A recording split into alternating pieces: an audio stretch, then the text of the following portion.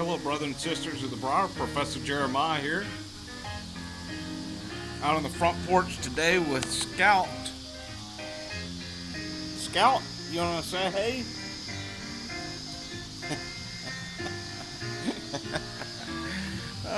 She gets so disgruntled when she's on a leash. Never seen a dog do this before. She's a real friendly dog. And she loves to go places with me. She loves food. When I bring her out here, and the reason why I point the food out is because when I bring her out here like this, she won't even eat her snacks. She'll take them in her mouth and just let them fall to the ground.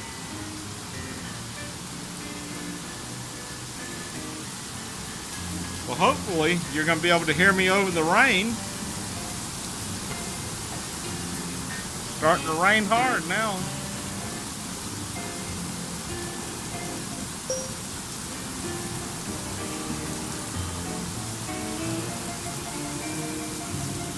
This is the first day I've actually sat out on the porch in a while because it's just been so hot. But today was really nice, and now it's a downpour of rain.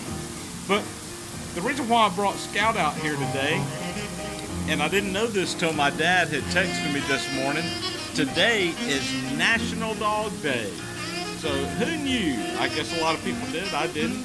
That August 26th is National Dog Day.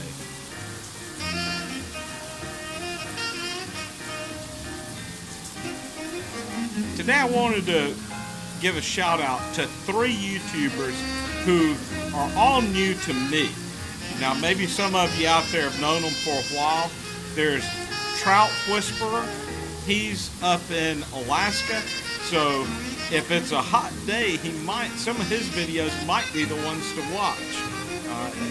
As I say, being up in Alaska, of course, he's in snow a lot of the time. If you like the Timber Drifter, I think you'll enjoy Trout Whisperer. He only has 88 subs. We need to sub this guy. And he has 17 videos out there. So sub him. Watch some of his videos. I think you'll enjoy them. The next is Daddy's Daycare.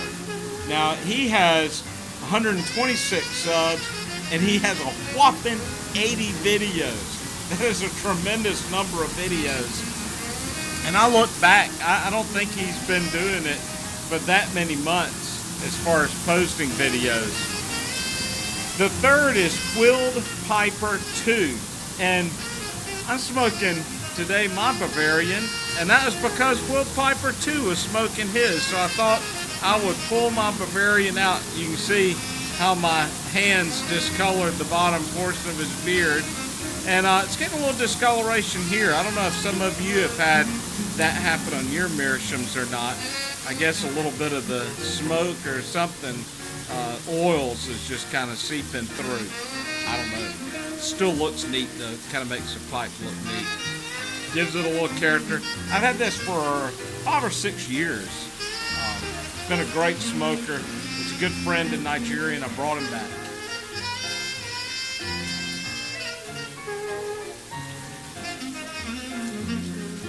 With it being Meerschaum Monday, I also felt like he needed to be brought out for that reason too. Also got a little story for you I'm going to read.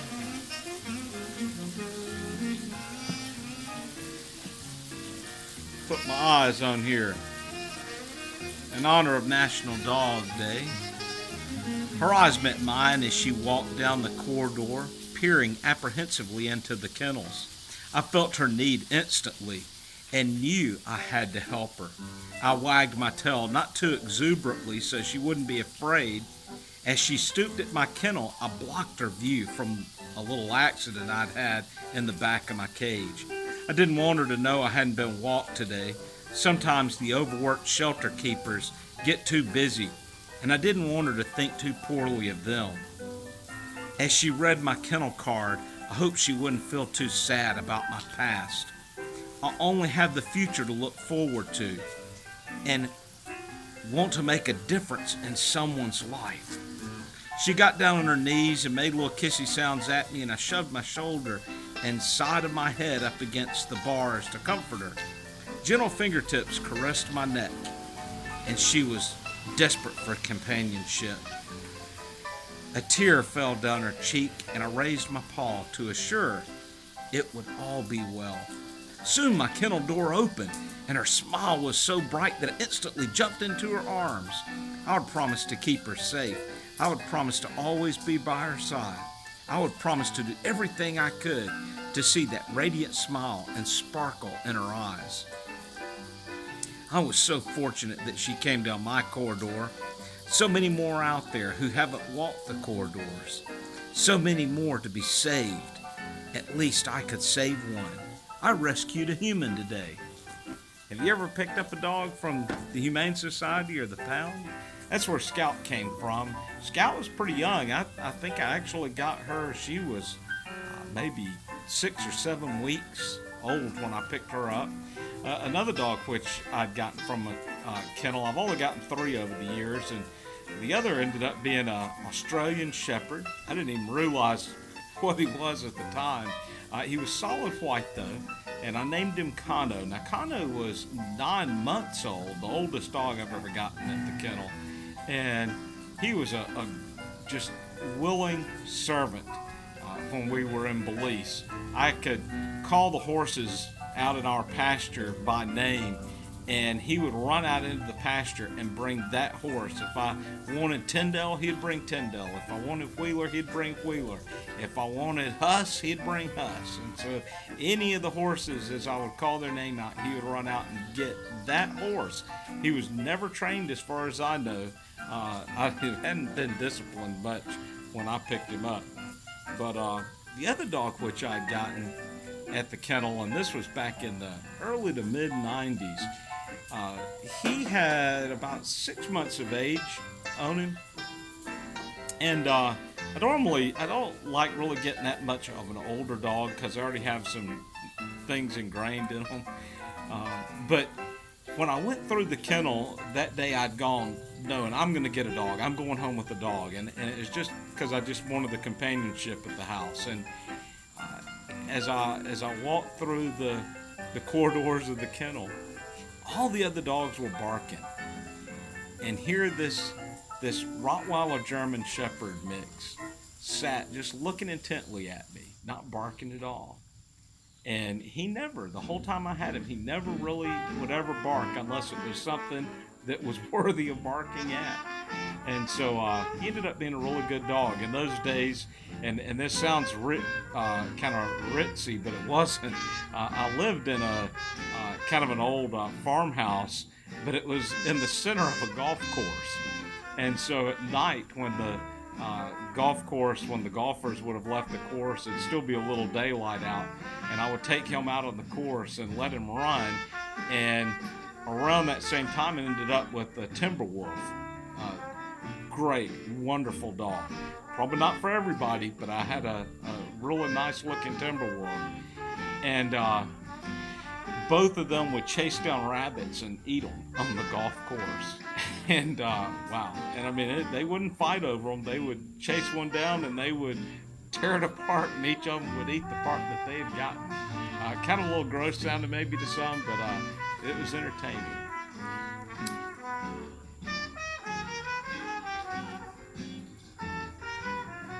Well, brothers and sisters, don't forget we have a Zoom meetup tomorrow evening. I'll put a link for that down in the bucket below. We've been having some wonderful Zoom meetups, even on our Saturday afternoon meetup. We had a couple of folks from across the pond, Uncle Phil, and it was so great to get to know him. I tell you, it was like meeting in person. And that's what the Zoom meetups are like. I know some are doing house party. I do plan on trying to check into house party at some point. But the quality on Zoom is so high. Every now and then it'll glitch, but I think it's because it does have a higher bit rate. But it's very rare though that there's a glitch with it. And really enjoyable, and it's just great to get to know each other a little more personally. At times it's like you're just sitting right there, and all of us just smoking our pipes.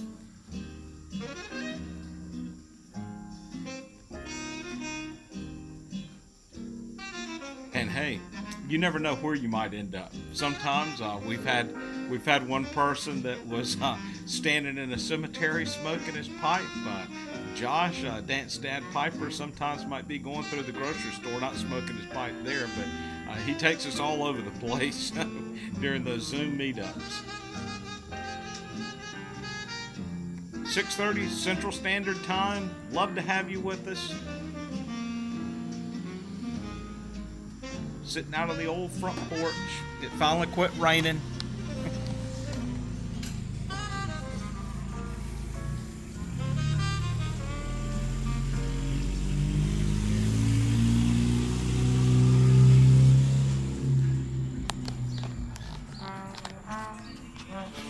Just about dropped the phone that time. Well, brothers and sisters, hope you have a good evening, and God bless.